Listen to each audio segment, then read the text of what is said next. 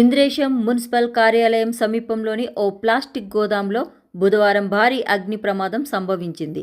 మంటలు పక్కనే ఉన్న ఇతర గోదాములకు కూడా వేగంగా వ్యాపించడంతో ఆ ప్రాంతమంతా దట్టమైన పొగ కమ్మేసింది.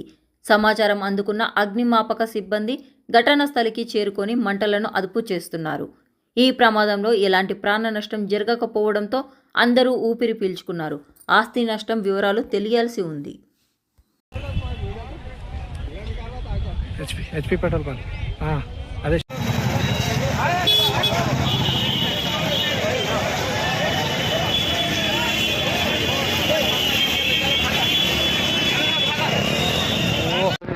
ఆ బిల్డింగ్ కొట్టినాను ఏముండే ఎంతమంది కదా ఏమో సార్ మీరు స్థానికులే కదా అది చూసారు ఇంకా